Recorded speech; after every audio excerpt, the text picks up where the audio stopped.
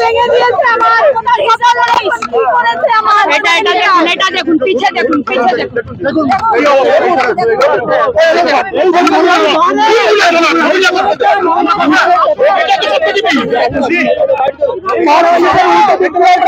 এগুলো তার পুলিশ না, এগুলো হচ্ছে ওনাদের লেঠেল বাহিনী। ওনাদের লেঠেল বাহিনী দিয়ে সেই টার্গেটটাই তার মানে করা হচ্ছে যে আজকে যদি কাকু কাকিমাকে কোনো রকম ভাবে শেষ করে দেওয়া যায় তাহলে এই কেসটাই ধামাচাপা পড়ে যাবে, এই কেসটাই শেষ হয়ে যাবে। যেমন করে আমাদের অভিজিতের দাদা বিশ্বজিতের ওপর আক্রমণ হয়েছে, যদি আজকে বিশ্বজিৎ সরে যায় তার মানে অভিজিতের কেসটা নিয়ে আর এগোনোর মতো কেউ নেই। এরকম ভাবে ওদের এই মনের ভাষাগুলো ওরা এমনি ব্যক্ত করে ফেলছে, না বলতে চাইলেও। ওদের আমাদেরকে শেখাতে বোঝানোর দরকার নেই আজকে আমরা কোনো রাজনৈতিক পতাকা নিয়ে না, কোনো রাজনৈতিক মঞ্চে না।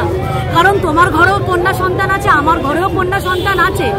কন্যা পুত্র বলে ব্যাপার না, আজকে সন্তানের জন্য রাস্তায় নামা।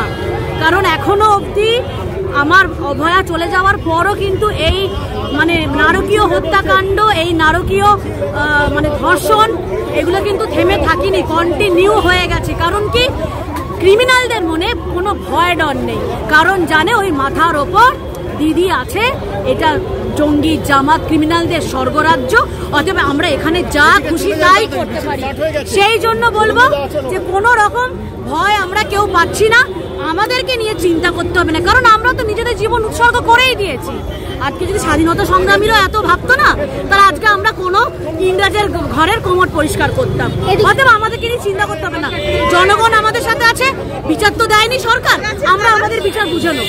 এখানে যে অ্যানাউন্স করছে পুলিশে যে শান্তিপূর্ণভাবে আপনারা জমা, না সবকিছু শান্তিপূর্ণভাবে আমরা করব। আর এক পক্ষ যখন উঠে এই রানী রাসমণি রোডে যখন বড় বড় ওয়াকাফের ইয়ে হয়, ওয়াকাফের সমর্থনে যখন মিছিল মিটিং হয়, তখনও আমরা দেখতে পারি সেগুলো কত শান্তিপূর্ণ থাকে। সারা কলকাতা জুড়ে তখন আমরা দেখতে পাই তখন কিরকম তাণ্ডব চলে।